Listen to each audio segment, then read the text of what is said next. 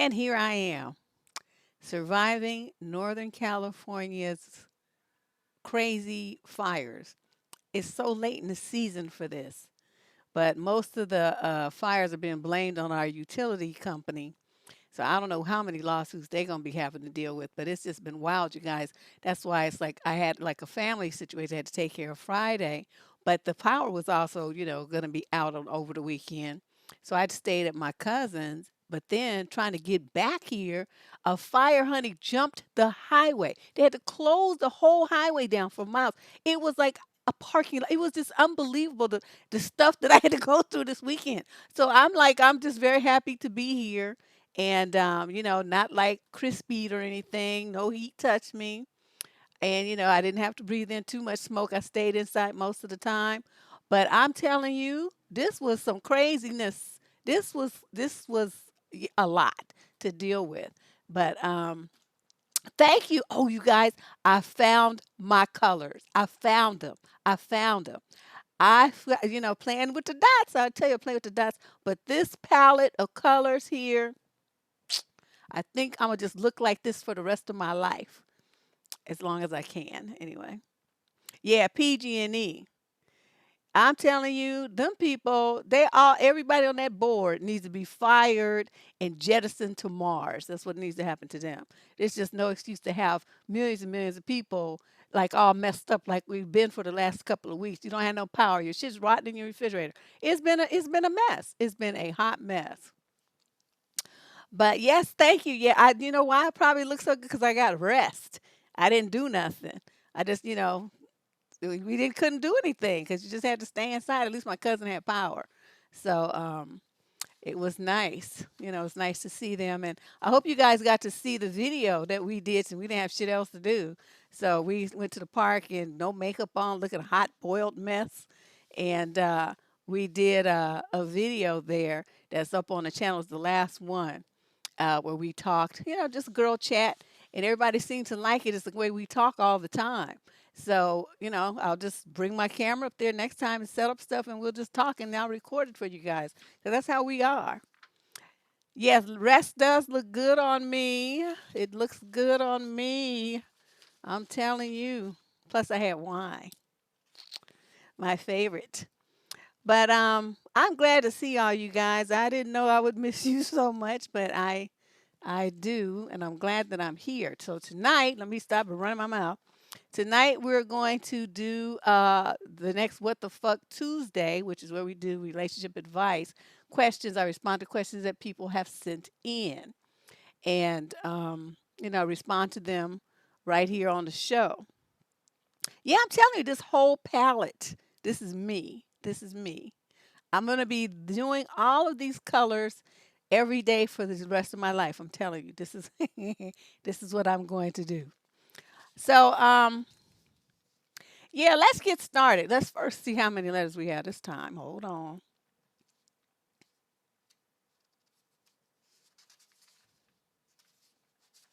Ooh, this one's long. Okay, 22 again. Oh, luckily I have my reinforcements. I have water and I have wine, so I should be all right. Okay, you guys ready? Let's go. Question number one. This is from a woman 30 to 36 out of New York. I'm a black woman in my mid 30s, and so is my boyfriend of around a year. I know you think that indicating the duration of the relationship is insignificant, but I believe it is for my situation. Oh, I never said it was insignificant. I just said it's one of the things women always lead with. So my issue is that he doesn't sit down and initiate important conversations. Hmm. For instance, we were dating for a few months, and it wasn't until we were on a date when he mentioned being in a relationship for some time with me to his sister in a phone conversation. He didn't communicate what he wanted out of the relationship, what he wanted in the future. But when I asked if he wants the same things I want, he agrees that he wants the same thing, like a family. I met his family and they really like me. I just attended his grandmother's funeral with him as well. From the beginning, he has told everyone about me, including his coworkers. I've even attended a wedding with one of his past coworkers. So he's not hiding me, and he does things consistently to show how he feels about me. But what is also bothering me is that he has yet to say "I love you." It's frustrating because his lack of communication is the only part he is lacking. He's mum when it comes to expressing himself with words about me. Should I confront him? What should I say or do? Oh, okay. This is hard because I'm of the mind that, God not only does he need to show you, he needs to tell you with words, and the two things that he's what he's doing and what he's saying need to match up. I mean, you can't just like just try to fill in the blanks by yourself. That's a recipe for disaster. And so any man listening to this, come on, dudes, really? I mean, tell the woman what you feel about her and then show her. Back it up with what you do for her and to with her and all this stuff. And for you, though, I mean, I don't understand why you want him to initiate everything in that kind of way. If there's something you want to know, ask him. And don't tell him what you want. That's a mistake, too. You ask him what he wants. Why do you feel like you need to tell him what you want? Why can't you just say, I really want to get clear on what it is that, you're doing here? What is it that you hope is going to happen ultimately? What are you thinking about? And tell him I need to know because right now you're not saying anything and it's putting me in a really awkward position where I have to try to guess. And I don't want to guess about a man that that I feel like I love and want to be with. I want you to tell me. I need to hear it. And you just flatly tell him. And it's like, dude, if you can't speak up the words to tell the woman how you feel, then what are you doing? How's that going to work long term? You need to be able to tell her how you feel, and you need to be able to tell your kids how you feel and your parents how you feel. I mean, expressing your emotion is an important part of the human experience. So you being all quiet and not saying nothing to nobody, shit, I'd be bored with that. I'm trying to at least with Hazel. Come on, I got 22 letters to do. Let me at least get to letter number 3. I'm trying to hold back a little bit because this isn't really anything to cuss about. This is just a guy who's stupid. I mean, he just dumb. I mean, for you guys being a 30, you guys, in the 30 to 36 age group, I mean, what is he, a noob? This is his first relationship or something? You got a woman on a downstroke to 40 and you sitting up there like sitting there with your lips all mum, not saying nothing? Mm. I mean, it's good that he's doing all these things, don't get me wrong, but that would drive me crazy. I would be like, look, you need to say something, make a smoke signal, write it in a card. You need to do something, motherfucker, something. Because this is just like, um, no, we're not turning slow mode off. We have slow mode on for a reason so that Lady Boss can keep up with what's going on and catch people who are doing the wrong thing. If we just let people just type whatever they want as fast as they want, then we'll be hit with a lot of spam. And she can't keep up when the room gets real crowded. So you guys just bear with it. I know it's not the most convenient thing, but it works with her. We only got one moderator now. So be respectful and understand that, we're doing the best we can here. She got to handle this whole chat room by herself. Thank you. See, somebody appreciates my winoism. Yeah. So, just be patient. Let's move on to letter number 2. That's what I suggest anyway, girlfriend. Stop talking and ask questions and then sit there with your mouth closed and let him talk. Just listen. See what he has to say. I don't want him parroting back to you what you tell him that you like. That's not doing anything. You still don't know if that's really what he likes or if he's just telling you what he thinks you want to hear. I'm not a fan of that. All right, question number 2. She's 18 to 21 from Boulder, Colorado. My boyfriend and I have been together for 8 months soon. From my point of view, we're doing awesome, and I see no signs of dumping me. No fights ever, and great eggplant. We meet 2 to 3 times a week, and we have both agreed not to meet daily because of school and other obligations. He moved from another city 2 years ago. Everyone here knows about us, but his best friends from his hometown don't. When he snapchats them a selfie, he makes sure I don't show in the picture. Oh, hell no. No. And if my hand shows in the photo, he asks me to move it away or then he crops it out. I've asked him a couple of months ago why he doesn't tell them about us, and he replied, we don't usually talk about this kind of stuff with each other. And that was the end of the discussion. I will ask him again next week as this has been bothering me for the whole 8 months. But what do you think could be the reason why he does this? Is he ashamed of me? No, he got a bitch. He got a bitch in his hometown, and he see posting them pictures. He can't let her know that he got him another woman, some local talent. Exactly. Thank you, Faith. That's all that is. There'd be no reason in this world for a man to be going through all them changes to make sure there's no evidence of you nowhere on his social media. Come on now, 18 to 21, you should know this. Well, either he has another woman or he has another man. There's one of the two. Something like that's going on. But whatever it is, I wouldn't be bothered with him anymore. That's my suggestion to you. You meet 2 to 3 times a week. You have a consistent booty call. That's what you have here. And this guy, I just no, that wouldn't work for me. And I suggested it not work for you either. No woman should be hidden in the dark, in the corner, dark recesses of a man's life like that. That just makes no sense to me. Yeah, yeah, she local talent because he moved from wherever he moved to wherever she go to Boulder, and so yeah, she's a local talent. Question number three, female, 21 to 26 from New York State. My boyfriend, oh, they're both 22, and I have been together for 3 years. We've been wanting to move in together for a while, but have been waiting for the right apartment. We quickly came to an agreement that we wanted to buy an apartment together, 50-50. That was what we decided was the most fair to both of us and what we would both have security and it would make it more manageable economically. I have money enough to buy one alone, but I really want this to be something we do together. My boyfriend has to borrow money from his parents, and they told him that they would lend him the money just like they did with his older brother. Now we have found an apartment in the same complex as his brother, and his parents have been amazing at talking to people and advocating for us. My boyfriend told him that we had agreed on going 50-50 and that it was important to us. But now they won't lend him the money unless he buys it alone. They, of course, want to secure his future, and I understand that. But he has chosen a future with me.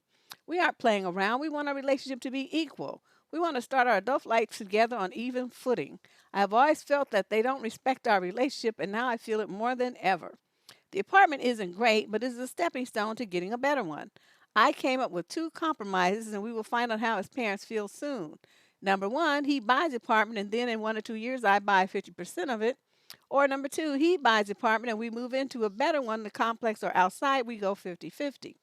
I've had many sleepless nights over this, and I don't think I can accept that it will be just his apartment alone and I just rent into it. It makes me uncomfortable, and is also why I don't buy an apartment a year ago for us to live in. We wanted this to be done together. I find his parents really old fashioned and they're thinking very square. And they are causing a lot of unnecessary turmoil between me and my boyfriend and me and them. I don't know what to think. I don't know what to do. I really need some input. What can I do? Do you have any other ideas for compromises? Yes, get married. Once you get married, there ain't shit they can say. But you want to be dicking around with somebody that you ain't married to, 22 years of age, living with the fool, and putting half your money into a house. We had a letter like this about 6, 8 year ago, something, and the woman was stupid just like you. And if you had the money to buy your own thing, go buy your own thing.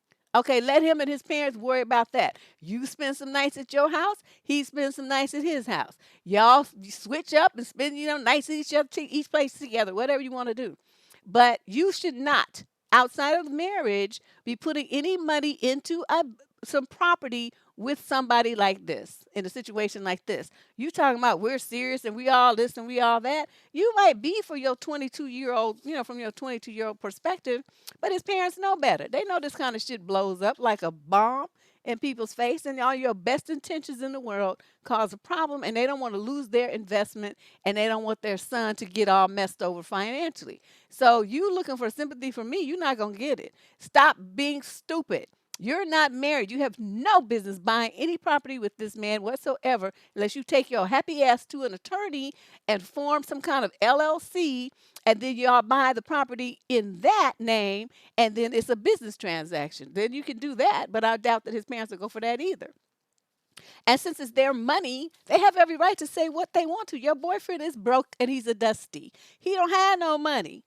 And so you sitting up there talking about you got your own money. I don't understand why at 22, if you have your own money to buy your own place, you didn't do that already. You sitting around putting your life on hold waiting for him. That's stupid. That makes no sense. You could have been having 3 or 4 places by now. Get you that second on the first place, rent that shit out and get you another place. Be on your way to becoming a real estate mogul.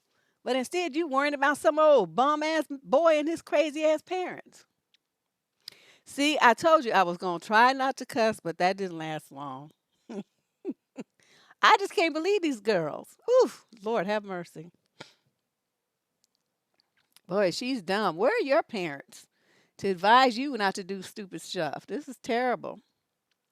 Let's move on to question number 4. We got 22 questions again today, everybody. So if you're just rolling into the What the Fuck Tuesday, that's what we're doing here, going over these advice questions that have been sent in for me to respond to.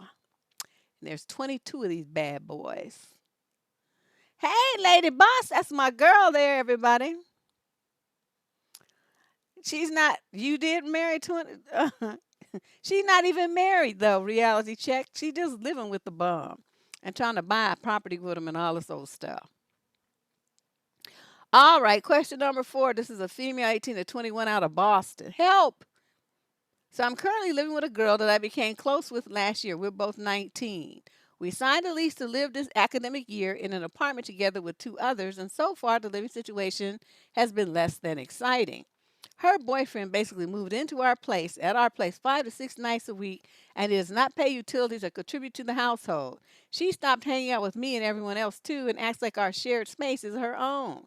She is annoyed with how other people use the kitchen and will sometimes critique how we cook or use personal ingredients from the kitchen.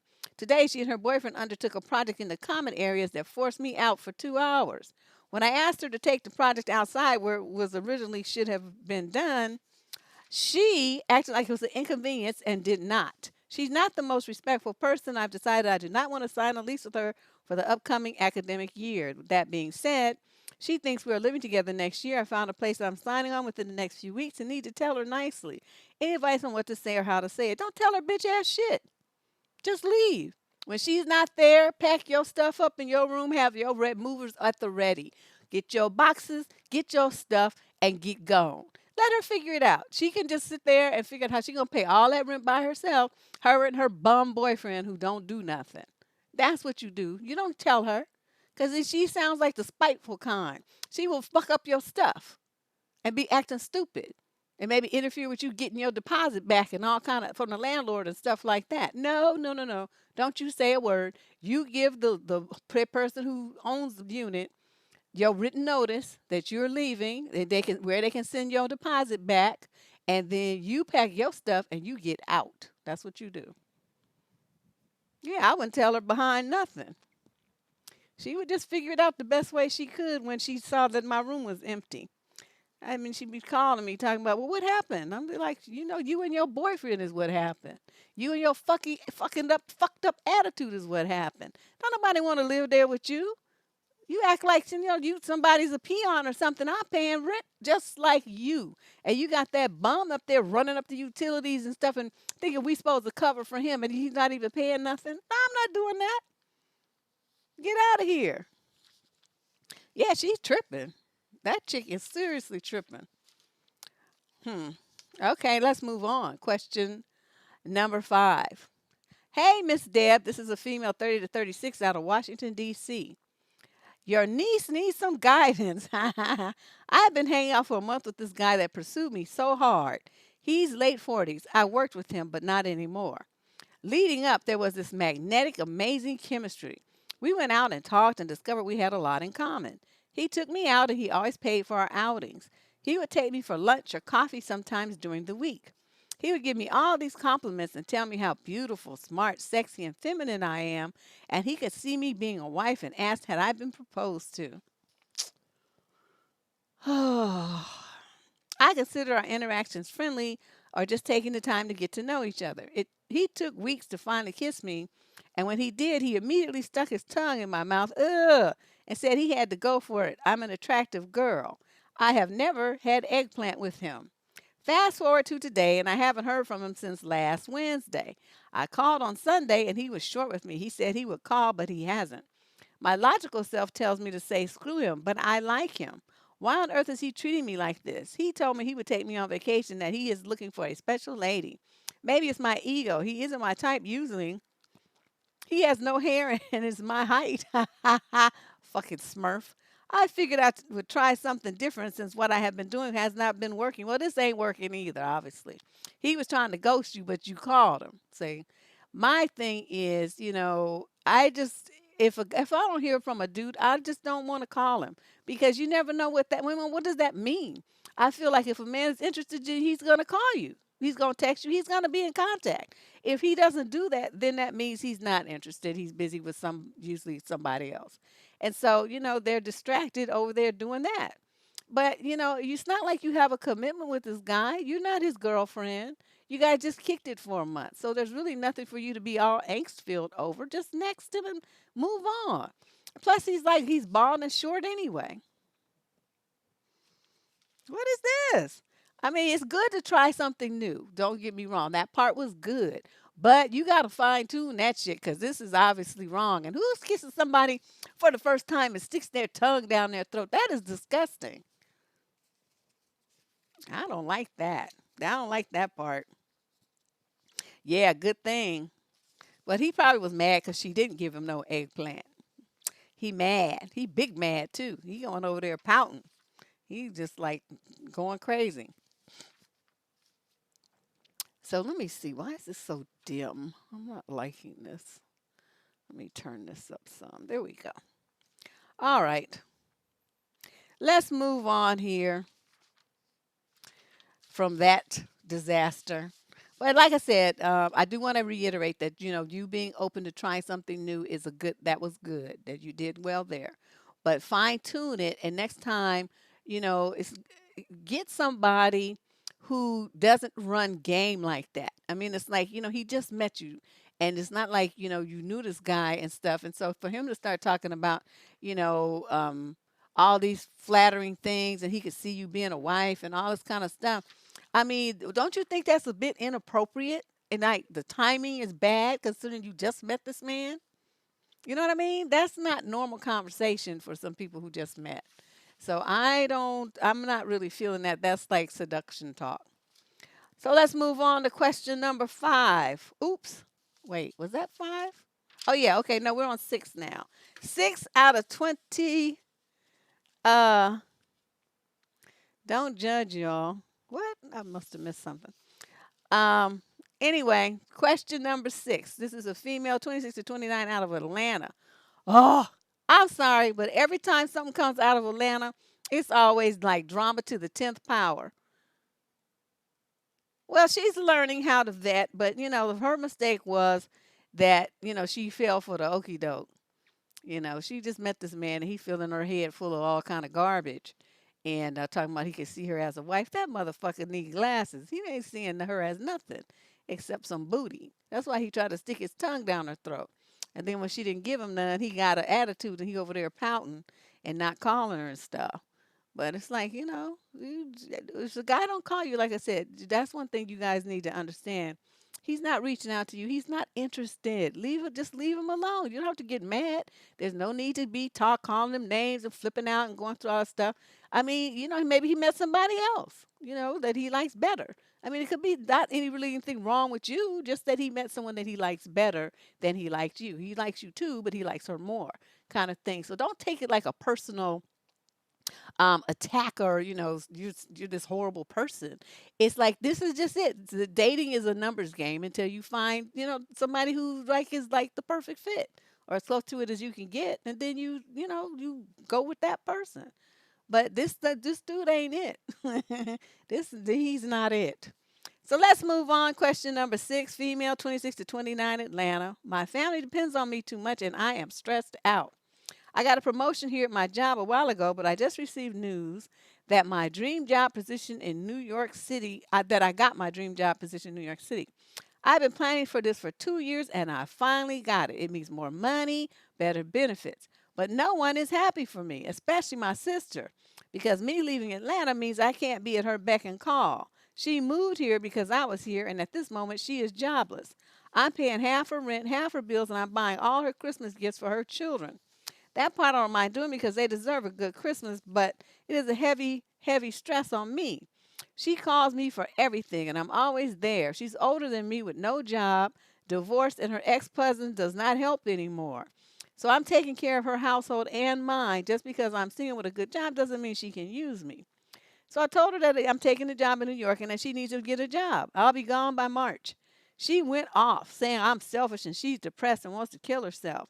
It's a mind trick to keep me in Atlanta and close to her. I told her I need all my money because this move is huge. When I get settled in, I might be able to send some money, but where does it stop? On top of all this drama with her, I have a huge campaign to put together for a client, and I won't be able to travel to my mother's for Thanksgiving. I want to finish the campaign so I can put my 2 weeks notice in. My mother went off on me about that. She might sigh. And then my sister says, well, where are me and the kids, girls going to be on Thanksgiving? You need to buy us 3 plane tickets to go to mom's house. I'm like, look, I can only worry about me. I'll probably be at my friend's for Thanksgiving after work. Why can't you cook? She then says, are you buying me a turkey? I hung up and had a breakdown. It's just too much with my family. They expect me to be superwoman doing everything for everyone. What was supposed to be a happy moment for me is ruined. What can I do? Oh boy! If I could just jump in your body for 10 minutes, I would get all them bitches straight. But let me tell you what you're going to do.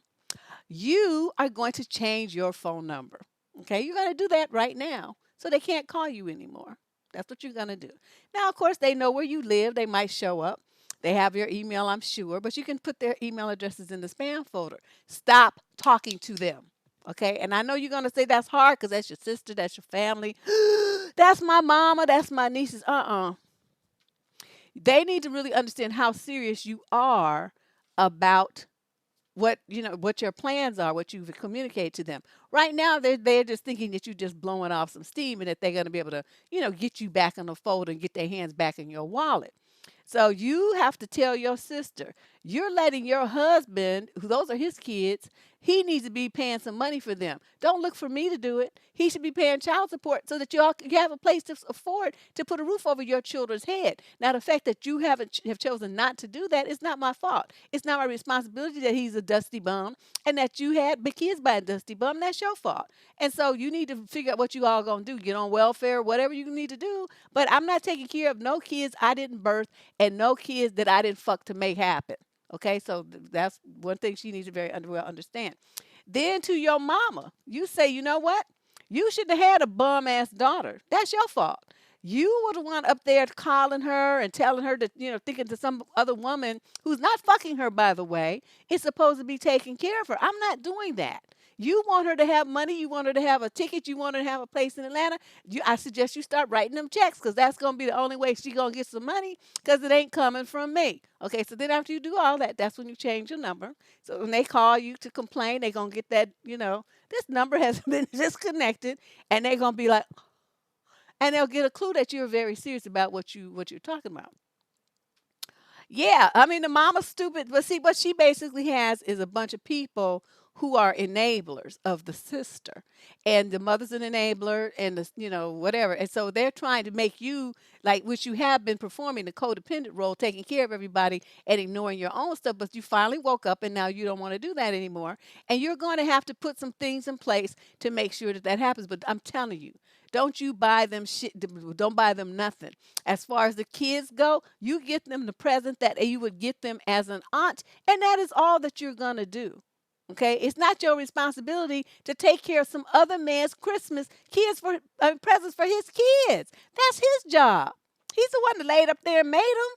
That's her and his job, not yours. You the auntie. So you show up with your one present for or two, whatever you're gonna do for each kid.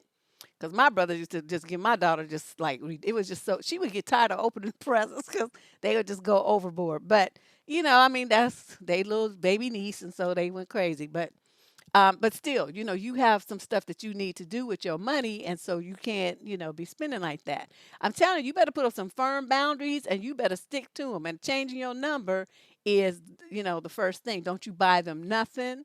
You're not buying if they want to be cold or something. She can take her. They give turkeys away free at churches.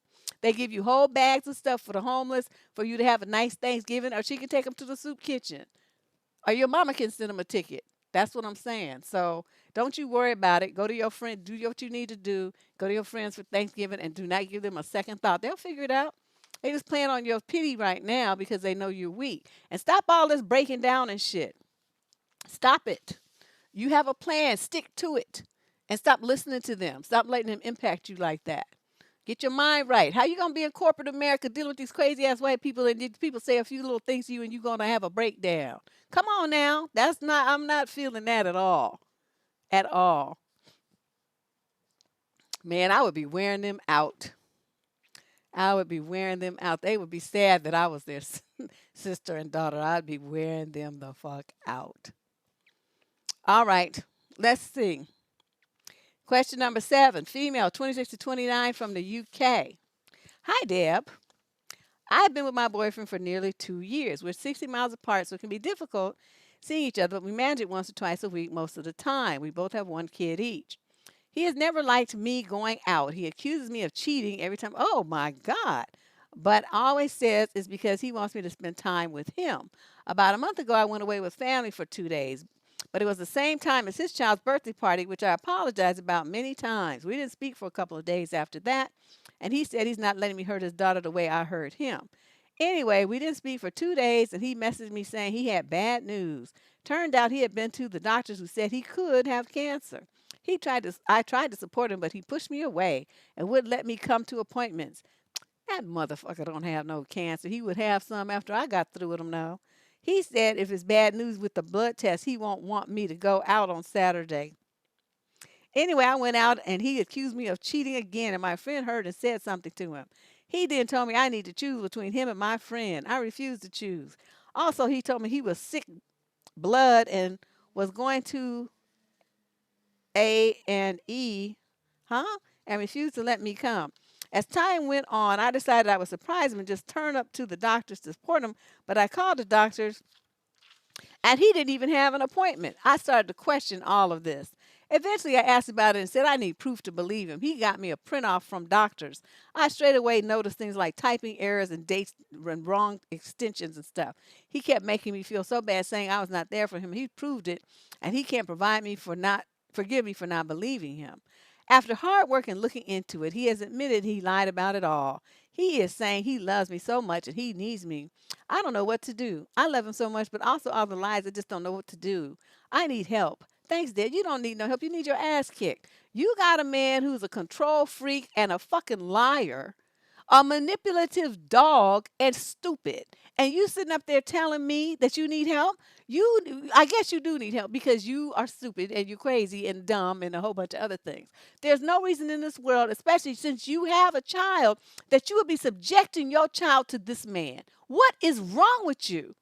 There is no way, even if you wouldn't do it for yourself, you should be not having any little kids around somebody like this. This guy is toxic, he's abusive, and he's an idiot. He's no kind of person to be a parent of even of his own kid, let alone to be around yours. And you talking about you've been with him for nearly 2 years. You need to cut that off. It should not be not another day. Mm-mm. And you want to write to me about it, trying to figure out what you should do when you called him in all his lies. Who lies about having cancer to manipulate you into not going out? Do you understand what happened here? This dude is a trip. This is a straight narc if I've ever seen one. You better get away from him. Get your child away from him, and you stay away from him. And he's 60 miles away. That's great. Use that as a say, this is really working out. I'm just not feeling this situation anymore, and I don't want to see you anymore. And since he's 60 miles away, that should work out just fine. Oh, Lordy, have a mercy. Yeah, one thing, a lot of people, like, they'll take stuff for themselves. They'll deal with it. The woman to deal with the stuff. But one thing they will not do is take a bunch of crap when it comes to their children. And I don't understand why you are subjecting your child to this nonsense and you just wasting time writing to me about it. I don't get that.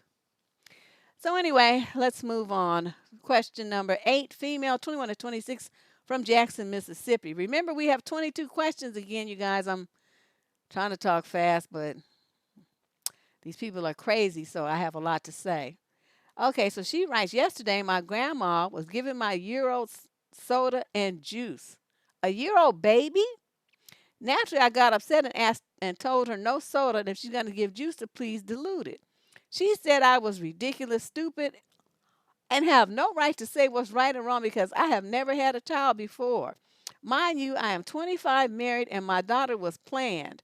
My aunt comes home and flies off the handle saying I have to do as they say, word for word. We don't have to respect you or your wishes because we are your elders. I took my baby and left. Then got home to 20 messages saying I am selfish and wrong. What is this with these family members and these mothers losing their minds? Grandmama and auntie now in this case. I'm at my wits' end and don't know what to do. I have been sitting here for a couple of days thinking about the whole situation, and I am even more mad then than I was that night. They called me talking about I am negative and need to let the negativity go. All I can think of is they are the negativity. We have had conversation what I once said and done with my baby, and they just don't listen, claiming they've been walking on eggshells since she was born.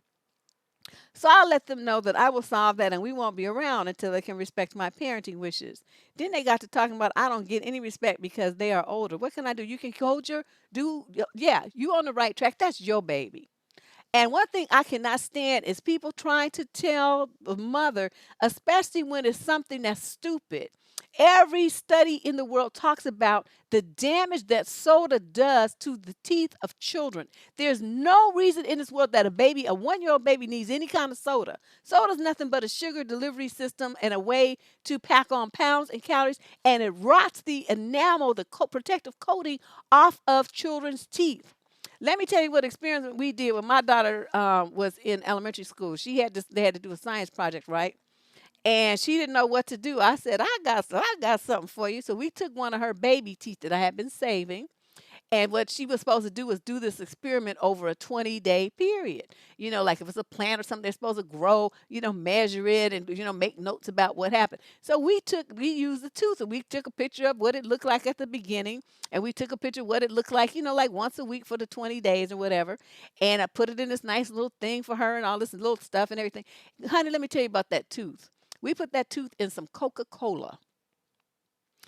That tooth went from a little, shaped like a tooth, baby tooth, to a round, like pebble lead looking thing that you could never tell was a tooth. Never, not in 100 years, would you know that that used to be a tooth in 20 days. Okay, my daughter was horrified. Do you know that she still to this day will not drink soda because of that? She's like, oh, hell no. And I think of that when I see people giving babies soda pop in bottles. You're guaranteeing that your child is going to not have any teeth here when they're in their 20s and 30s because you done rotted them out for them. That is the most stupidest thing that a parent could do. If you want to give them something in the bottle, give them some water. Okay, most people dehydrated anyway. Squeeze some fresh fruit juice in it or something. Squeeze an orange, a lemon, or something like that in it, tangerine, and give them that if you want them to have some flavor. Do not give them juice in bottles, or do not give them soda pop ever. No little child needs soda. So for you, young lady, stick to your guns. That's your baby. And if you don't see, if you go around them, leave the baby with your husband. Leave the baby with a babysitter or whatever you're going to do. Do not bring the baby around them because you can't trust them. You cannot trust them with your child. And somebody who will try to argue with you about what you want to do to protect your child's teeth and health and tell you they're going to do what they want to do anyway. See, now that's some shit that will get you stomped if you in Oakland. You will be stomped and that's just be it. And then give no fucks if you a relative. Your ass is going to get kicked and that's just how it is. So I don't know. This letter just makes me livid that they would have the gall to tell you something like that. Like, oh, we going to fuck up your baby's world anyway. We don't give a fuck if you like it or not. We going to do what we want to do. That's essentially what they're saying. So you and your husband need to have a very serious talk about this and what you can share the experiment results that because this is a true story. We did this and it was horrible. It was scary. And so yeah, she don't drink soda and I don't really drink it either. I'll have occasional rum and Coke and I'll be looking at it just go light on the Coke and heavy on the rum. But yeah, I don't mess with soda. I don't do that. So let's move on. Yeah, they would never see me till my daughter was 18. Question number 9, female, 30 to 36, out of Chicago. So my husband has gambled away money we reserved for bills and is expecting me to dip into my savings to cover them. I have taken away all his credit cards and debit cards in the past. He stopped gambling for years, so I began to trust him with money again. And then this happens. He's in denial about it and dragged me and dragged in the fact that I am a housewife and he makes some money as an excuse as to why he can do what he likes with it. He says I'm controlling him. I do not work because we have a disabled son who needs full time care. I am so angry right now, I want to sit in a corner and scream. Should I leave him? What would you do? The money I had saved was for me to take a vacation and visit family I hadn't seen in years. Oh, he don't want you to go on the vacation. That's what that is. This is his little backdoor, passive aggressive way to make sure that you don't escape your disabled son or him. That's what this is. He's resentful of the fact that you would, have some pleasure in your life. And so he wants to make sure that that's all kind of messed up. But yeah, I mean, he works and makes some money. Get a file for divorce and let him see how much child support and alimony he's gonna have to pay. That motherfucker will straighten up real quick. He's got a disabled son who's gonna need care 24-hour or at least, 12-hour till he goes to bed, whatever, care for the rest of his life. That man, he don't even understand what kind of world of hell that he's about to go through. But I would do that and let him get served with those papers and let him get a reality check because right now he's thinking that, he got all this control and he's running stuff. You don't understand when you have a disabled child and you're married like that and you got a wife, or it could be reversed. The husband could be the one staying at home and the wife's the one working. It doesn't matter who it is of the couple. Whoever is working is going to have to take care of that other parent and that disabled child.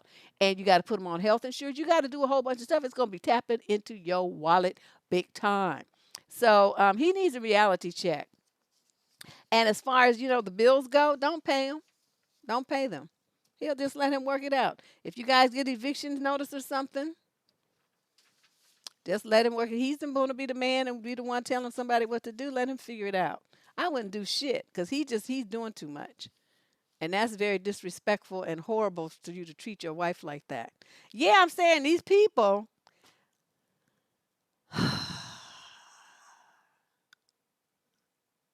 I don't even quite know what to say, but I know this wouldn't be me. I act too stupid. He needs me. All right, question number 10. Look, what time am I doing on time? Dang, I'm only on 10. Okay, male 30 to 36 out of London. My partner and myself have a great relationship. We get on great. Our eggplant life is very active, but we are dealing with a health issue attached to her son, which leads him to needing attention. And eventually, in the summer, he was hospitalized, you know how they say it over there in the UK, due to this. I happened to be a little late for work and had forgotten something, so I came back to the bedroom to get the items. On my partner's phone, I noticed an email with the title "Free for one of those chats later on." And it had been sent to an email set up for spam and sign-ups for free gifts, etc. Throughout the course of the day, it bugged me. So when I got home that evening, I sought out the email address, but I could find nothing in sent or the junk mail, and I was going to exit feeling okay until I saw two emails in the drafts folder. One was asking how an old university colleague was, which wasn't too bad, but the other one said, "You mess with a girl's self eggplanting routine." This obviously was concerning. I confronted my partner about this, and she admitted that she had been in contact with the guy and that they had been on a WhatsApp video calling each other and performing mutual self eggplanting to each other, and there was a plan hatching to meet. Her son was getting hospitalized. Her son getting hospitalized took up her time, and she said it put an end to both escapades. The excuse used for the betrayal was that she was lonely, as my work is very busy at that time, and that the self eggplanting is how she distresses herself. She said that she doesn't consider it to be cheating. I said that it does constitute cheating. I'm emotionally drained and feel embarrassed and inadequate. Am I in the wrong calling this cheating? No, you are not, because in my mind, anytime there is any kind of gratification involved of that nature with another person outside of your relationship, that is cheating. That constitutes cheating. I don't know, I don't know about other people's definition, but if you with somebody else and it's on the phone, it's on a webcam, it's in person, it's in a hotel room, it's in the back seat of a car, it's on a park bench, it's at the movie theater, it's at the office in an empty room, it's wherever it is, your auntie's house, your buddy's house, whatever. no matter where it takes place or what, the mechanism is the same. There is some release of a physical nature that should be involving your partner that you have chosen to do all the stuff with, that instead is involving some other third party. That's cheating. I don't know why that's hard for people to understand. I don't really think that she's hard to she's to understand it. She's just trying to justify it and using this narc talk conversation to get you to agree with it. So essentially, your woman has cheated on you with somebody over the internet, and you just have to decide what you're going to do about it. Because I am in full agreement with you with this is cheating, and I'm like, and for her to think yes. Shut up, lady boss. I know that would bother me. But the fact that she would think that that's okay to do, and then to, sit in your face and tell you all of those fantastical things and saying that she was lonely. Well, bitch, don't you know how to get a hobby? Don't you know how to join a gym? Take an exercise class, do pottery, needlepoint. I mean, go join a bowling league. I mean, do something with yourself besides some egregious nonsense that's going to cause a problem in your relationship and hurt your partner, the person that you said you love. What are you thinking? Why would you choose that to entertain yourself? See, that's what I'm saying. These people, there's something wrong with them. Yeah, that's what I'm saying. To me, it's cheating, and it would be a wrap for me. I can't be bothered because then I couldn't trust her.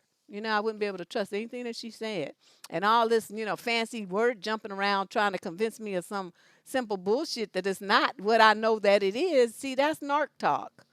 That's gaslighting. No, it is. You cheated. Get out. Question number 11, female, 26 to 29, Miami. So this last year I did some online dating and concluded that a lot of men these days are lazy. Well, duh. I'm talking about men who are in their 20s to 40s. Hmm. The ex-boyfriend, while generally a good guy and consistent, he started with a lot of let's hang out and chill in the initial stage, and his main communication method was texting. He didn't seem to enjoy phone calls. Throughout the relationship, we started to less and less do proper date type of things until eventually we parted ways because he wasn't commitment ready.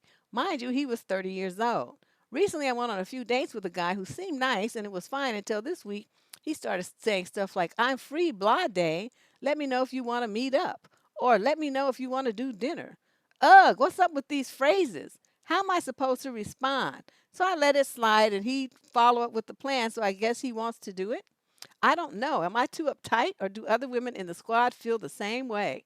What's going on in the dating world, Deb? You asking me?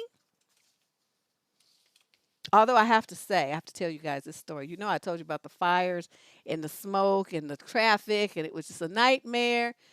And I actually went on a date Sunday while I was there. And you know what? This guy drove like an hour and a half in all that traffic and all that smoke to get me at my cousin's house and take me out, and then he had to drive an hour and a half to get back home. That was the man who wanted to be with your friend over here. Of course, he's not in this age group that she said. He's older, so he gets a pass. But um, that's what you want to see. You want to see if a man says he wants to be with you, what is he gonna do to make that happen? I mean, I couldn't have really blamed him if he didn't do go through all that. I'm not saying that I expected him to. I was actually shocked. But I enjoyed spending time with him, and that made a big impression on me and everybody in my family that he would do that. So, they giving me the business right about now about dude, but um yeah. So when you have somebody like this who can't even, say, I want to take you on, what are you doing, blah, blah, blah day? Are you free? Let's go to dinner. Let's go to lunch. I'd like to take you, blah, blah, blah. Let's get this together and do blah, blah, blah. Okay, he's not doing anything. And when guys get like that, see, I lose interest. You just like, they call you up or they pick you up or they say they're going on a date. Okay, so you get in the car, you don't really know how to dress because they haven't told you where you're going or what you're doing or nothing. And then, well, what do you want to do? You know what? Make the block and let me out, cause I'm not. I don't. I'm not doing that. I'm not gonna be making the date for you. That's your job. You the man. What am I gonna look like? It's my job to be the girl. I can't be the man and the girl at the same time. I'm not trans. So I just like, what the hell is this? So I feel you. I understand it. I get it. Um, I don't know what to tell you other than that, other than to say, you might, could say something like if he does this thing like, I'm free blah day, let me know if you want to meet up. Just flip it around and say, okay, you told me that you're free on blah blah day. Does that mean that you want to take me out? Are you asking me out? Just flip it back on him and see what he says. That's my only suggestion. Because I'm with you. I don't like that. I mean, it doesn't make me feel romantic feelings. It makes me feel like you set me up to do all the work. No, he's not a fireman. He just, regular dude. But it was just smoke. It was smoke. It wasn't, the fire was further away, but there's a lot of smoke out on the road. It was horrible. So, yeah, yeah. That's what I would say to do. That would be what I would do. Let's move on to question number 12. Female 30 to 36 in San Diego. I just got married and we took a bunch of beautiful photos outdoors. I had a snug fitting beaded vintage gown on and I thought I looked great. I have curves and they were definitely accentuated, but I'm in good shape and I really don't have any negative thoughts about my body. Apparently, my husband does. He's never said a negative word to me before, and yes, I've called him out on his shallow comments, but they were never directed towards me. The first time he told his mother about me, the first thing she asked was, is she petite? Eye roll, I know, but never ever had he poked at me about my weight or body. These photos were gorgeous as they were, but before he sent one to his family, he cropped it all the way up to my waist, essentially cutting off my entire body. He tried to do it without me noticing too, which is why I've been hesitant to even bring it up to him. Mind you, this was the day after we got married. It hurt, and it still hurts. I started taking another look at myself and stopped before I realized I was going down a rabbit hole I didn't want to go down. This was a him issue, not a me issue. Very good. Yes, it is. And no, there was no reason for him to crop me. I thought about all options, but none exist. So I even bother saying anything or just move on and be glad he doesn't outwardly tell me to change? No, I would have to address that. And, because he's sending a message there that's very clear. You guys just got married. It's not too late to get an annulment. Okay, because this is some bullshit. Anything, if a man is with you, no matter what you look like, you were good enough to marry. That means that you're good enough for him to show to the world proudly, just as you are. And the dress sounds beautiful, especially the vintage part. And for him to start doing that and acting like he's ashamed of you to his raggedy ass mother, see, I'm anticipating that before too long, you're going to end up having to cuss that bitch out. Who are going to ask somebody, is she petite? Say, are you intelligent? I think the answer to both questions is no. So, just I would have a problem with him doing this, and it would definitely be a conversation, and we would be having it like today, like right after you hear my answer, like now, we would be having this conversation. And if he's gonna be acting all funky, like he's ashamed of you and all this kind of stuff, you have a decision to make because you're looking at being married to a man who's ashamed of you. How does that work? I want my man to think the sun rises and the moon sets on my head. I want to think the same about him. So you have somebody who's like trying to like be embarrassed about you and what you look like. See, that wouldn't work for me. That wouldn't work. Nah. So let's move on. Question number 13. Female 26 to 29 kinetic. Oh, and then as an aside, always speak up. If there's something you don't understand that your man is doing or saying, never ever ever hold it in. Don't ever do that. It might be something really simple, in which case you can ease hurt feelings before they really get started. Okay, that's one thing, but you don't want that stuff to fester. And it just creates problems and distance in the relationship. You want to keep you guys want to stay close to each other as much as you can. So if there's something that's bothering you, you need to bring it up to him and he needs to do the same so you guys can work that out and go on with your relationship. Don't sit there seething about something and you don't voice what the problem is to him. That's not a good thing. So let's move on. Okay, so she says, female 26 to 29 out of Connecticut. My boyfriend is a groomsman in an upcoming wedding. The couple getting married are probably his only friends that I don't like. The best man can't stand the bride to be. In fact, most of the guys can't stand her except my boyfriend. There's some tension with the friend group regarding the union. Ooh, this is interesting. I understand that this event isn't about me and these are my boyfriend's friends. I don't need to be friends with them. I just need to be polite. However, I'm nervous about the event. I want to be supportive of my boyfriend's friendships, but there's just something off about this couple. Any advice on how to proceed on the big day? Maybe I'm being overly sensitive. Maybe I just need to fake smile and drink too much, knowing it's just a few hours with them. Please, I would become instantly sick. I would wake up that morning with a sore throat and a cough. I wouldn't be bothered with that bullshit. See, Deb has a very, very, very, very low tolerance for bullshit.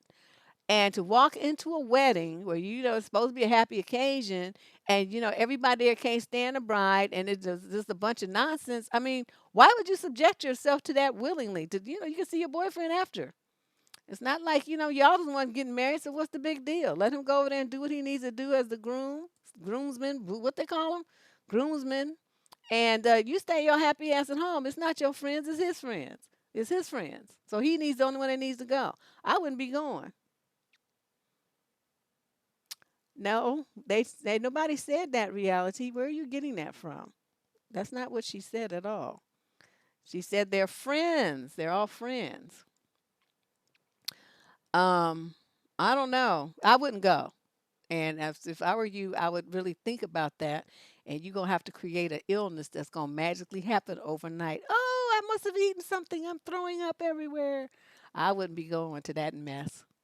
Question number 14. And you want to make it good, so your boyfriend will have a good excuse. Oh, well, she ate something last night and she woke up with diarrhea and she can't come. Everybody like, ooh, yeah, she sure can't. Let her stay there.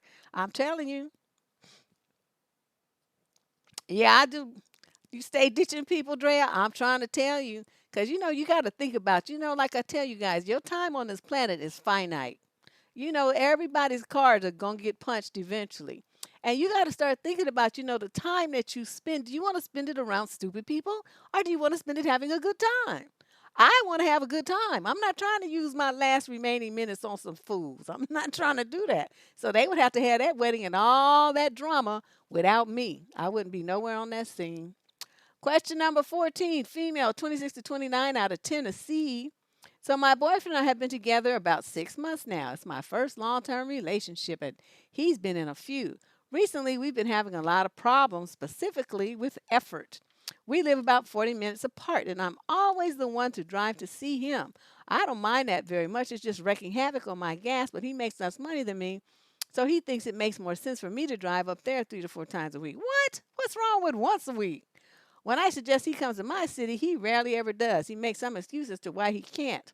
I'm also quite the avid texter, and sometimes he will go out and just plumb ignore me for 3 to 4 hours when I can see he's online. I ask why he's ignoring me. If he wanted me to stop texting, he could just tell me and I would. And he says he's not. If we ever go out, I have to plan and pay for it. Uh-huh.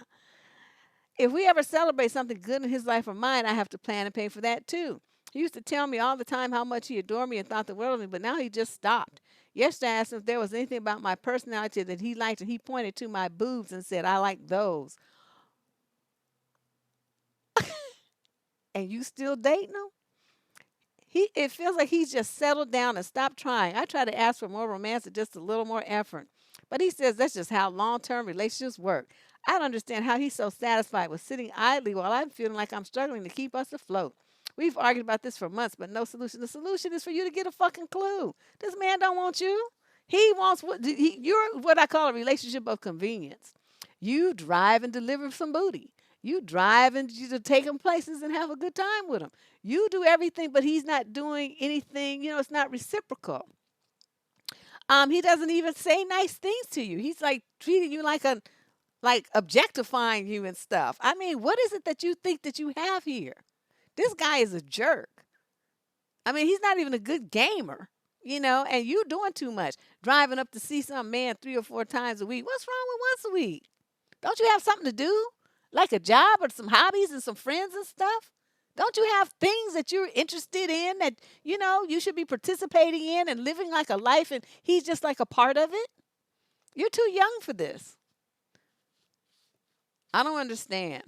But anyway, break this off. He just using you and get yourself somebody else who's gonna be, more and show more interest in you, not in your boobs and what you deliver to him as far as eggplant goes by your driving up there like you don't have nothing else to do. Wow. Question number 15. Female, 21 to 26, out of New York. I was riding the escalator to the subway about a month and a half ago, and this older man approached me asking if I worked at X company. I said, no, sorry. He must have mistaken me for someone else and put my headphones back in. He continued to talk to me on the escalator, so I tried to be polite. I do try to be kind and gentle to people and chit chat back. No, no, no, no, no, no. You don't do that. Look at that video about how to stop being nice. Stop it. Stop it. This gets you guys in so much trouble. Every time you try to be nice to some random motherfucker that you meet on the street or some train or something, it's always drama. Stop it. Put your headphones on, turn the music up, and ignore these men. Okay? No, but okay, you 21 to 26. This is the main major age group where you guys the problems, okay? As I was getting off, he cornered me at the bottom. See, I knew it. He cornered me at the bottom, but it was busy rush hour time, so no one really noticed and asked me for my number. I said I don't give it out to strangers, and he kept pressing me for a business card. I felt really uncomfortable and honestly a bit unsafe, so I gave him a card just to get away from him. Luckily, we moved offices about a month ago, and I haven't updated our cards in my office and phone line are incorrect, but my email still stands. I didn't think anything of it. I did ride the subway an extra stop and circle back to my house just in case he was following until he started emailing me. Just random tidbits like, hope you're having a great week. Any weekend plans? I haven't responded and marked it as spam, but in Outlook, it still comes up in my junk box. Finally, when he emailed me maybe the seventh time, I copied and pasted a fake Outlook bounce back email and sent it. Oh my God, you doing too much. However, today I found three more emails he sent me in my junk box asking me for coffee and how my week was going. I'm honestly starting to feel uncomfortable at this point. Maybe because I watch too much true crime. You're better be feeling uncomfortable. This guy is weird, and I'm not sure what to do. My HR team is great and would understand, so I'm thinking of talking to them about it, but I also feel like it's kind of my fault for giving him my contact information in the first place. I really want him to stop contacting me. I told my coworker, and she said he sounds unstable if he keeps emailing multiple times with no answer. He's been emailing me directly from his work account, so I know who he works for.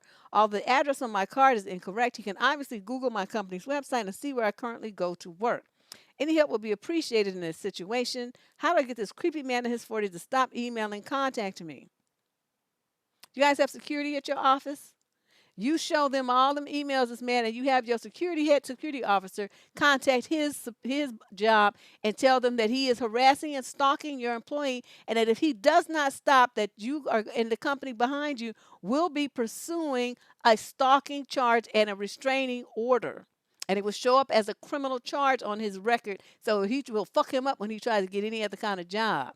He needs to understand that you have some backup. Because right now he's not getting that, but that's what needs to happen. Every corporation has a security team, and security officers in addition to the ITD security team, and that's who needs to contact you if you don't get any satisfaction there. So, but see, since he's using company, you see what I mean? He's using your company to do this, and that's why they would have some jurisdiction over it. It would be different if he was using your private email, but the fact that he's using your company email gives them the power to intervene on your behalf because you're their employee. You see where I'm coming from? So that's would be my approach. Go to HR, go to your security team, whoever your security person is, tell them what's happening. You want it to stop, and you want them to reach out to his employer.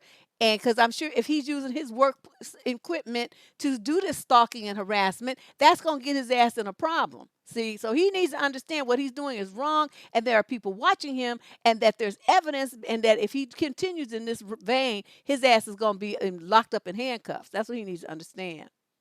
Yeah, I see she's so young, and so the fact that he cornered her like that. But I'm telling you, with the guys like this, stop trying to be nice.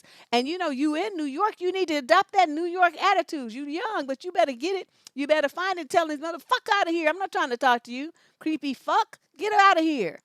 I know too many girls from New York, and they talk to you straight like that. White girls too, they don't give a fuck. And so you need to get you some of that because being all intimidated because he cornered you and stuff, knee his fucking ass in the dick, and he'll leave you alone real quick. Take a self-defense course too. That might be good for you because you're too scary. But do that. Do what I told you, and you'll be all right. Question number 16, female, 26 to 29 from Los Angeles. I'm in love with a guy who I've known since 5 to 6 years, and he knew that I really liked him. This year, we started to really talk, but it was mostly eggplanty. We decided to meet up at his place, and we hooked up. He was going to visit his family soon in another country, so yeah, we met multiple times before that happened. Oh, okay, I'm losing my place. During one of those meetups, I told him that I love him, but he didn't say it back. Anyways, I wasn't expecting it, but during that time, he became really loving and he started to open up to me and he was really giving me a lot of attention. We went to visit his farm, and during that time, he never called.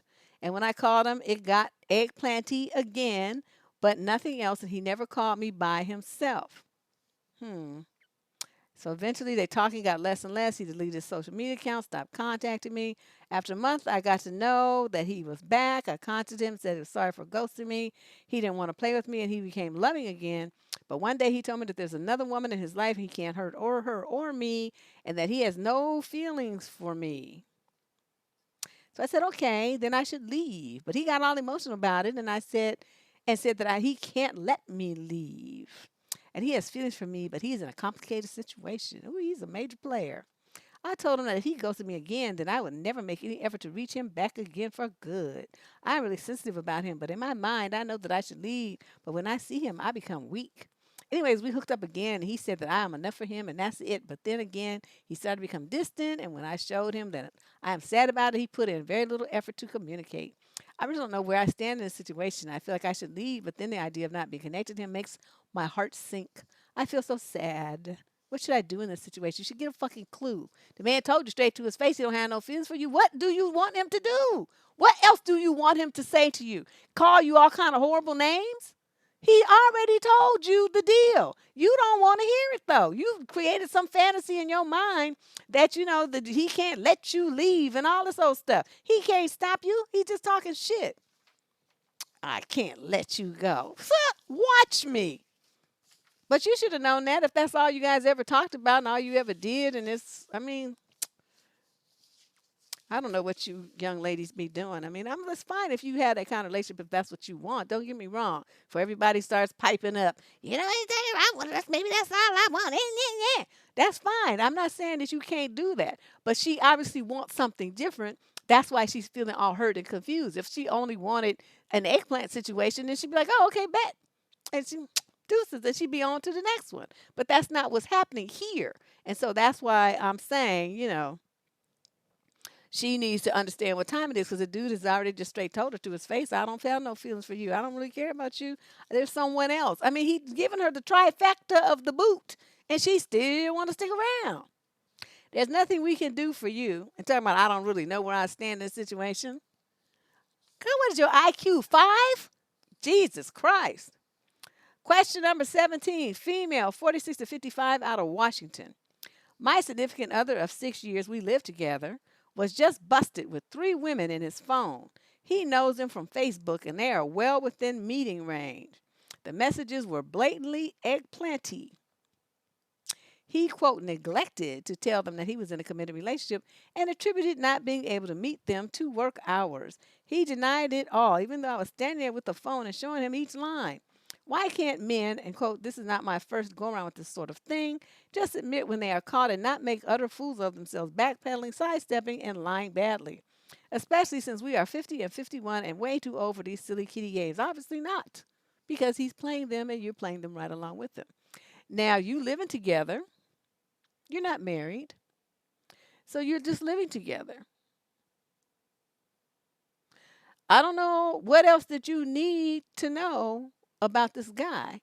If this is how he conducts himself, then what you consider a committed relationship is a figment of your imagination. It doesn't really exist. It only exists in your mind.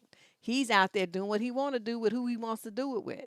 When people are out, they fishing for new coochie, then that's a sign that he's not really committed the way that you think he is. Okay. And then to sit there, this is the part that drives me crazy. Okay, you have the evidence. You have the evidence. Women always do this. Y'all had the evidence, but you want to like prove to him that you know and that it's wrong, and you want him to admit it and all this stuff. And you go through all these conniptions and all these changes that you want him to admit that he did the wrong thing. What difference does it make when you have the evidence that shows that he did it? Why do you need him to agree that you have the evidence? I've never understood that thought, because my thing is, if I have evidence, I'm out and I don't care what you have to say about it. You could lie if you want to. You're going to be lying to my back because I'm going to be out the door. I just can't do that. It's like if I'm giving you my all and I'm meeting we agreed to a certain kind of relationship and I'm holding up my end and you not, then you don't have the relationship. We don't have the same relationship. We ain't in the same relationship.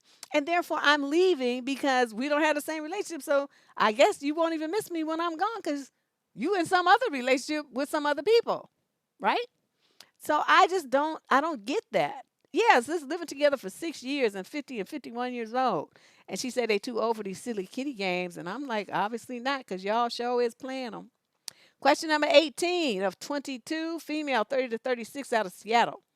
I am 34, but I got a late start in life, and I had some work and personal issues that kept me from moving out. But I finally am ready, and I can't wait to have my own place. In the time I've been living at home since college, my mom has made me a de facto dog and cat sitter while she and my stepdad travel. For many years, I was happy to do this, but recently I began to feel burnt out on it. My mom has adopted several more animals over the years, and the current count is 5 dogs and 3 cats. Oh, can you imagine how that house smells? I would be taking a cat with me when I leave. I wouldn't take shit. But even so, that leaves her with 7 animals. My new landlord initially said no pets, but compromised because I only have the one cat who is not even that big. A few months ago, I took a job in my field with a longer commute and just recently had to pet sit while she was on a cruise. The dogs were disastrous. They carried on continuously the day I worked from home. They had accidents nearly every day, despite me making sure they got outside multiple times. I came home from my long drive and 8-hour workday, immediately had to feed the animals, let them out, squeeze in time to eat my own dinner, and run errands. Looking after this many animals and no other help at night left me depleted. And so I decided, with my older sister's encouragement, to tell my mom I wanted to cut my commitment back to weekends only when I moved. She was not pleased and told me that she was buying me a bunch of stuff for my apartment, which I did not ask her to do, and expected me to keep dog sitting as consideration for all she was doing for me. She insisted I could commute for the week and it wasn't a big deal, and I shouldn't care that the dogs barked all day and made my working from home disruptive and stressful. My mom feels that she and my stepdad deserve to travel, and I agree with this. Isn't me saying that, and I should have no problem sacrificing my own quality of life to babysit her million animals for a week. My sister told me again to stand firm with my mom, but I feel the best thing to do is just compromise and give my mom what she wants, and then understand that my next job search I will be tempted to leave the area to get out of my dog sitting work. That seems to be the only way. No, the only way is for you to grow a fucking pair of nuts. That's what's going on here. You don't have any. You let your mother run you like a vacuum cleaner. You supposed to tell that bitch, look here, if you want to travel, that means you don't need any animals at home. So you make a decision. Either you stay at home and take care of the pets that you have, or you get rid of them and then you travel.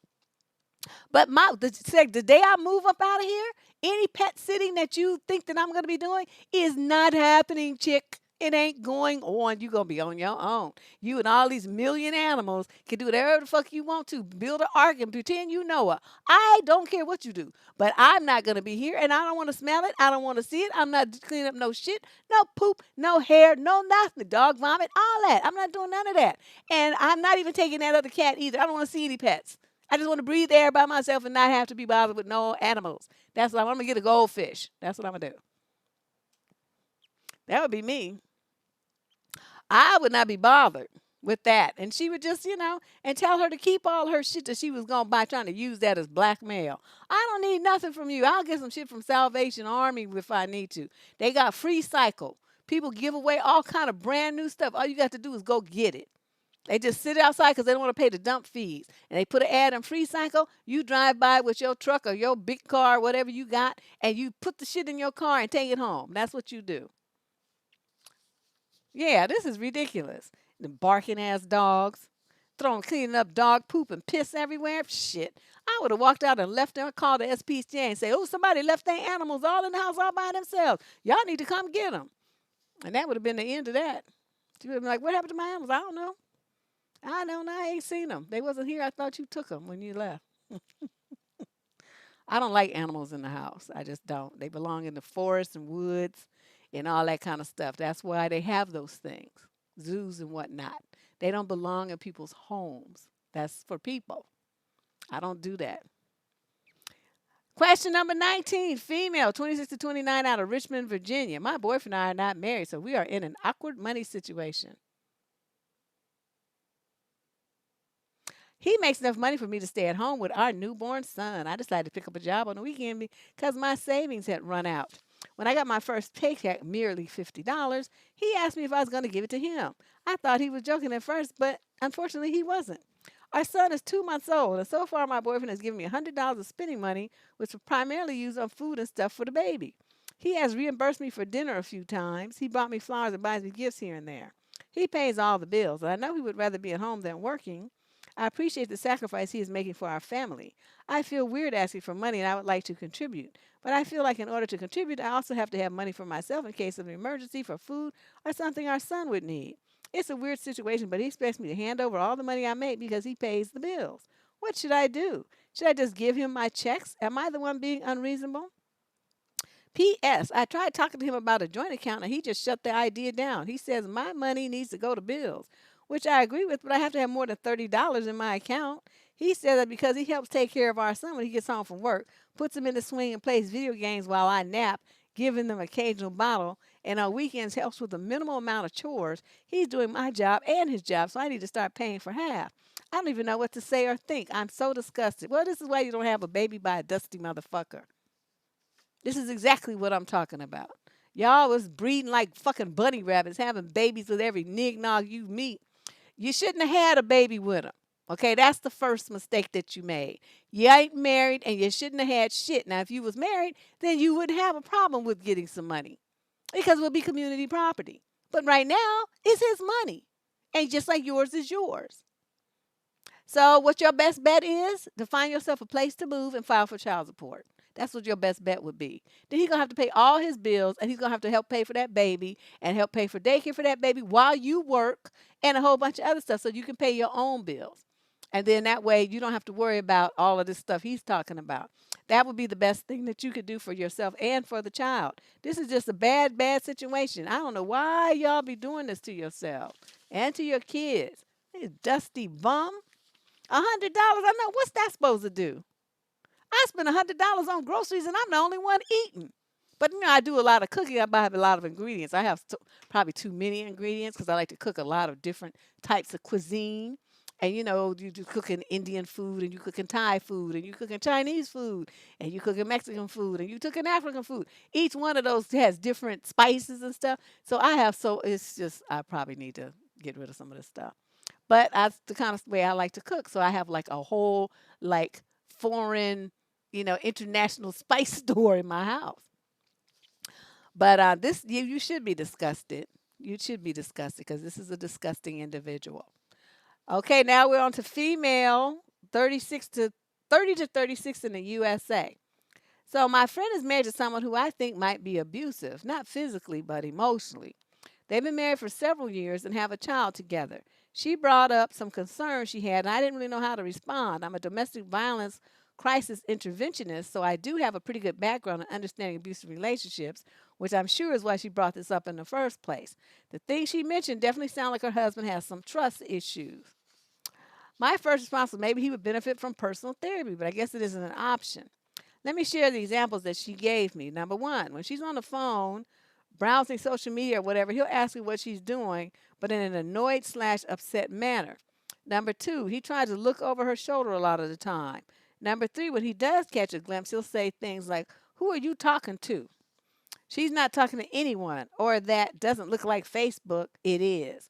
Number four, when she's browsing, he sits next to her. She'll put her phone down and be polite and talk to him, but he'll respond with, "Well, why are you being so secretive? What do you not want me to see?" When she takes a shower, he'll ask her why she needs to shower. so I don't stink like you do. Number six, when she puts on makeup, he'll ask who she's trying to look good for. Wow, this dude is highly insecure. I definitely feel like he's paranoid about her relationship with other people. She's tried asking him to stop making these weird comments, but he doesn't. So she feels like she needs to explain herself for things she really doesn't need to. They went to marriage counseling a few years ago, and he agreed with the therapist for everything about giving his wife some space, but he hasn't. So direct communication and counseling hasn't worked. What's next? Her opinion is 90% of their marriage works and is great. She doesn't want a divorce, but she also doesn't want to explain what she's looking at, who she's talking to, and why she's practicing basic hygiene either. Well, that's the man that she married. What you see is what you get. Now, if you don't want a man to ask you them stupid ass questions and acts retarded, then you gonna have to get a divorce. That's the only way there is. He's not gonna change. Obviously, I mean you see that. He went to therapists and you already did all that and he's still the same way. He has no intention of changing. So you have to be the one to change. Either you change and accept what he's doing and answer his stupid ass questions, or you change and you ignore him and you stop answering his stupid ass questions and you still could stay married. And just when he asks you stupid questions, to say that's a stupid ass question and I'm not going to dignify it with an answer. And that should be your response to everything that he says. Or you can get a divorce and then you don't have to even talk to him or even look at him. So those are your three options. Pick one. Question number 21, female, 37 or 45, out of Honolulu. I broke up with a guy last week and I still don't know whether I should tell him why. He was pretty terrific overall, but there were two things that were negative. He is shabby, frayed, faded clothes that don't fit right, beat up old car with door handle falling off. Oh my God. And the kissing hurt. I was okay with the shabby part, no, but the kissing was just appalling. Never in my life has a guy kissed me so hard all the time that my lip was cut and my neck hurt. The first couple of times we weren't making out, just a few kisses, but the hard press seemed correctable with just some guidance. But the last time we met up, he relentlessly pushed so hard it hurt. I said gentler and he said okay, but then just kept ramming his head against mine. These poor women. Why do you continue to date a dude like these? Yeah, these dudes are like some major rejects. Major rejects. And so then she says, he kept ramming his head against mine and jabbing his hardened tongue. I asked some friends and they said, don't worry about it. He doesn't care or he wouldn't be so forceful. What do you think? Should I tell him his kissing hurts? He's 56, married his high school sweetheart, and she died 5 years ago. So I'm wondering whether he knows. He might not have enough experience to know. As for the shabbiness, he put forth through college, so I assume he put his money towards his family, which is fine. Oh my God, what's wrong with you? Why do you feel like you have to settle for this? Is this like the only man left on the planet? And you afraid to be by yourself? I would have dumped him so quick. Oh, I dumped a guy, and I really like this dude too. Oh, this was many, many moons ago. And our first kiss, right? My entire face was wet. I felt like I had kissed Rin Tin Tin. It was unfucking believable. You know how dogs lick your face? It was just my whole this cheek, all this was wet, just wet. Like I needed to just get a towel and do all of this here. I was like, oh, this is never gonna work because I feel like I think I don't like how you kiss, I'm not gonna like how you eggplant either, and so we're not gonna go too much further. That's the end of that. So that was in that, and then I had another one, same situation. We just first kiss, last kiss, and he was like, it was like his tongue. First of all, I don't know you to be sticking your tongue nowhere near me because it wasn't like that. But this is what he did. He that sounds hot. Shut up, Tracy. He takes his tongue and he's whirling it around like the spin cycle on a washing machine. And I was just sitting there like I was too stunned at first to even say anything. I just pushed him back. But he was like like in a circle. And I guess he read that in Playboy or somewhere, some magazine that's how you're supposed to kiss women. I don't know what that I to this day just don't really get that, where that came from. But I'm telling you, I could never get away from somebody so fast. And those two guys, those were my bad kisses. I'm telling you, these are true stories too. I don't need to make up stuff. My life is a comedy show. I'm trying to tell you. And I was just like, who does that? That's what I was thinking. Who does that? Why would you think that that was normal? And that's something that you should do to somebody's face? I was so through.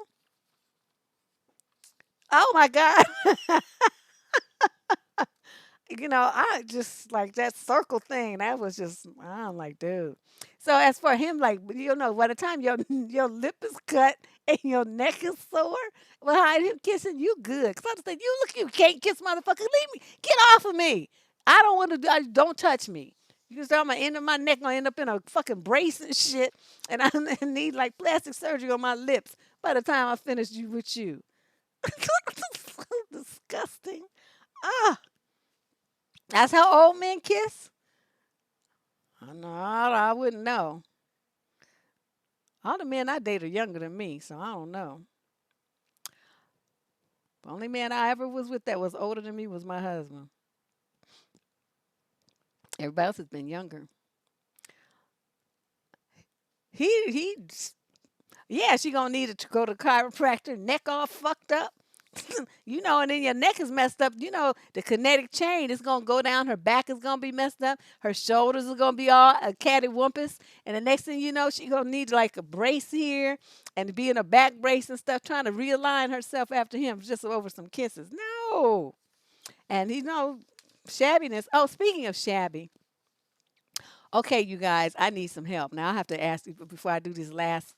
How many letters? Oh, the last one. Um, I'm gonna put out a pitch. So those of you who are good dressers, I need some help because I'm not. I'm just a very casual person. But if I'm going to be going on dates, I need some outfits, right? I need some outfits. So would you please, if you go somewhere and you're on a site or a website or you see something that you think would look cute on me, please email me a link to said item to survivingdating@gmail.com. Please, because I got to get me some dating clothes. Cause I guess my days of wearing jeans and yoga pants and stuff everywhere I go is over. I need to have some decent clothes. So you guys do that for me, and then I'll go buy me some outfits. Okay? Thank you. Well, send me some links. I'll get. I will. I know I'm gonna invest probably about. I don't know how much it costs, but I'm willing to spend some money. But it's time. I've just been skating through life, so it's time. But you guys can do that for me. That would be great. All right, so let's do the last letter of the night, question number 22, and we are right on time. Female, yeah, 'cause some people dress really nice, right? And I'm just like so amazed at, the put togetherness. And I'm like, wow. Because, I have brothers. I have three brothers. And so I was kind of a tomboy growing up. That's what they used to call it. A little tomboy. I was trying to keep up with them, So a lot of this girly stuff, I didn't really get into that too much. How are you shaped? I have a big butt and big boobs. Like bam, bam, like that. Not straight up and down.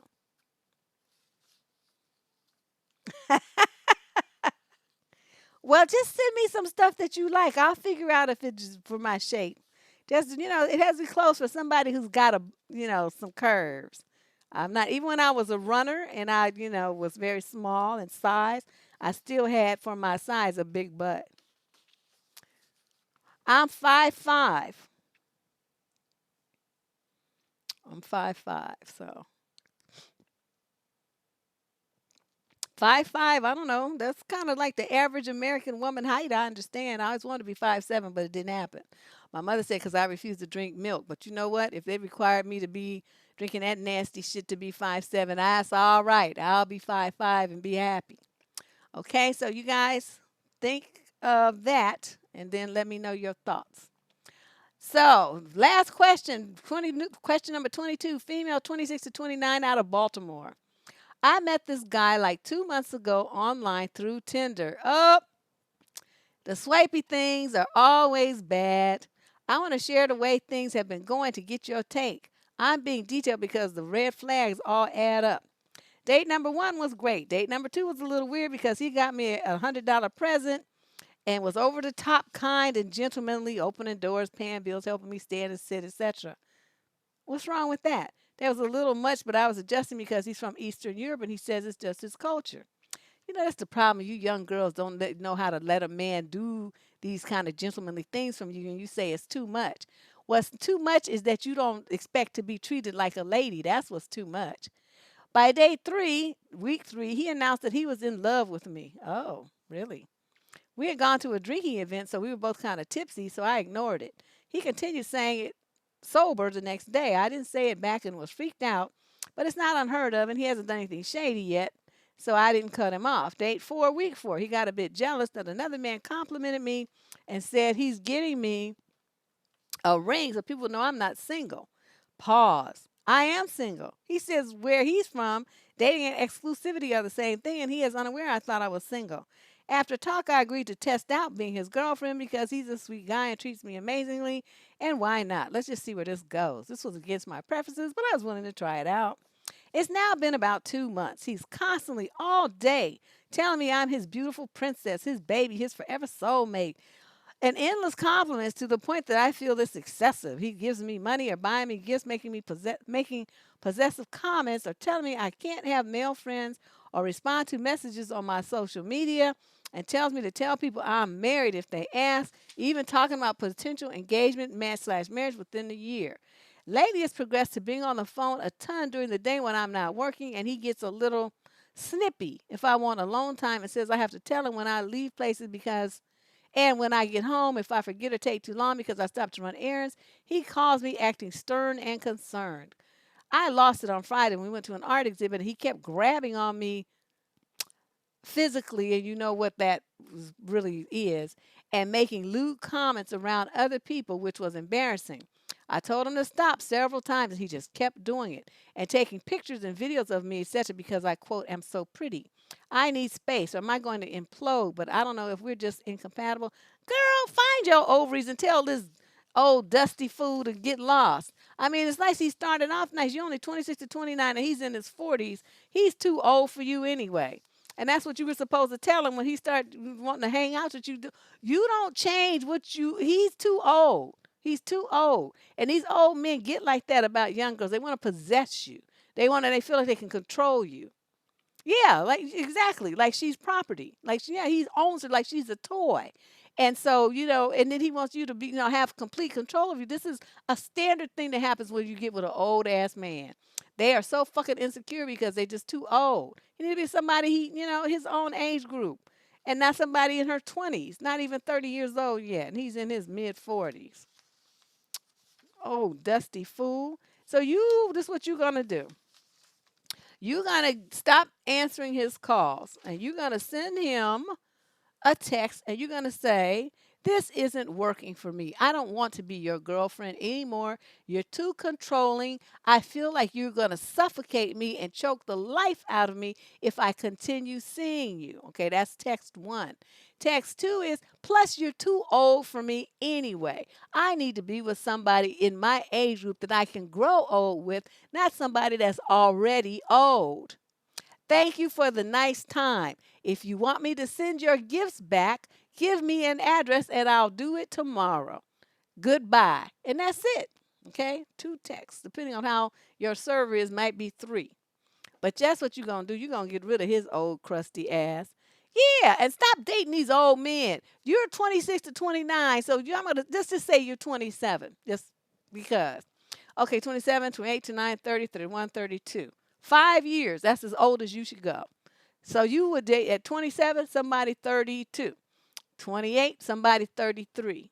And it could be, lower, but that's as much higher as you need to go right now because you got to find your voice and know how to tell people no and back people off of you, and you haven't done that yet. You're not ready to date anybody older, somebody who's sophisticated and world traveled and stuff like this guy seems to be. He was way out of your league and you just was not ready for prime time at all. Thanks, Ariel. Right back at you. So you guys, I don't even know what to say. These people just from the mamas to the siblings to these crazy ass men trying to control and run somebody. What a bunch of loonies. It's like a bunch of asylum people that need to be locked up in an asylum or something was in these letters tonight. I'm just kind of through. Well, Angelica, not all of them are lazy and broke. I mean, I know plenty of them that are not. And we're going to have one on the show next week. Wait, Sunday. He's going to be on the show on Sunday. And he's not lazy or broke. But I'm just like, yeah, a lot of them are. But don't have that attitude that every young guy. I mean, they might not be as wealthy and as settled as some guy in his 40s and 50s, and I would hope that he's not. But because he's still a young man on his grind, and when them motherfuckers was his age, they didn't have it either. But I'm not. That's not the point of what they have. The point is what you have, and the point is that you don't be giving your youth and beauty to these old fucking control freaks. So stop it. And it's like anybody telling you to get married to them. So if they too lazy or too broke for you, well then just move on to the next one. Now, I'm not telling you to be stuck with them, but I'm saying by all means of any kind of way that you think about it, don't you dare be dating no man in his 40s on the downstroke to 50 years old. That doesn't, you know, that you don't need to do all that. Yeah, he's real cute. He's a nice kid. I mean, I call him a kid because he's so young compared to me, but he's nice. I like how he conducts himself, and we've had some interesting conversations. Well, yeah, I mean, but you look at you guys. I mean, you young too. Shit, you ain't where you gonna be financially yet yourself. So come on now, you can't be holding somebody else to a standard that you don't meet yourself. You might have some money, them little money. You got your little job. Well, they got their same little job. It's hard out here. A lot of people are living with their parents because the rents are high as the giraffe's ass. You get like $2,000 for apartments and for studios and stuff like that. $2,500. These people are crazy with all this money. So, everybody got a roommate these days and moving in together and stuff, whole family sharing homes, all kind of stuff's going on around here in the Bay Area. So when you say, that somebody's got some money issues, we all know everybody's like, yeah, that's right. Joe do, that kind of stuff. So come on now, you guys. You're looking at these old men because they have something that you wanted. Well, that's you're gonna have to give up something to get it, okay? And I'm not in that mindset where you're gonna be giving up your self-respect, your self-esteem, and your autonomy in order to be with some old man just because he got some money. Okay, do you know what it's gonna do to you? Get your own money, and if you need to save money, get you a 3-bedroom place, and you and your girls share it. Okay, you all buy groceries together, y'all cook in the house, and y'all split the bills 3 ways. That's how you come up. You do it like the Asians do it when they come over from wherever they be coming from. They don't be having their own spot. They share a space until everybody in the household comes up. Okay, and y'all can do that. You see, the 3 or 4 single girls, get you a bigger place. Make that shit happen and pocket your money and stop spending all this money on rent and all this old stuff. That don't make no damn sense. And don't be paying getting these high ass cars either, paying all this interest and you want to ride around a fancy car. Bank your money. Get you a nice little regular used car that's cute and well maintained and just put your money in the bank and save it. So you can do something with it that makes sense. Buy some property or something. I'm just telling you, these dudes are just old and crusty and just trying to use somebody up and ruin people's daughters. Don't be doing that. Yeah, well, that's what I'm saying. I look at that shit because they're very popular around here. And everybody who moves out from that house buys a house. They don't go rent nothing. They buy property when they move out. That's what they do. And they help the ones, they bring some more over and they help them get on their feet too. Black people are the only ones not doing that.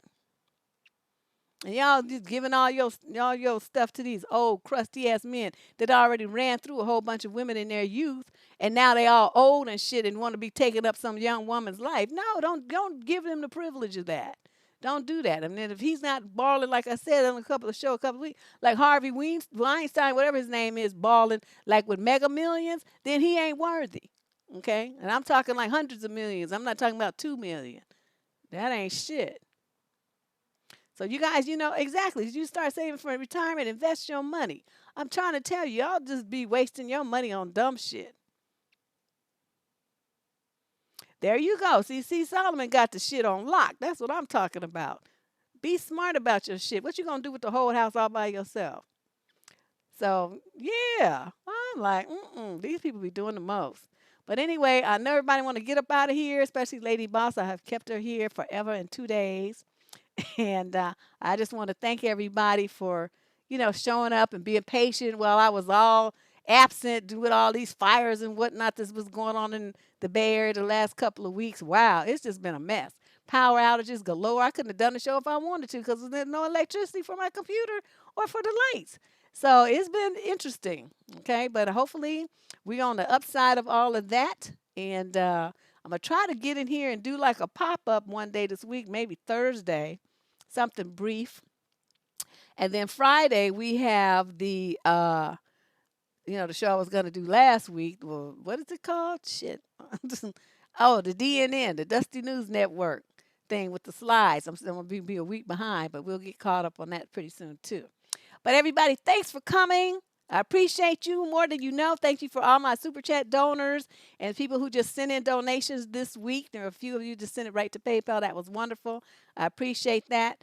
And I will see you guys on Friday, if not before.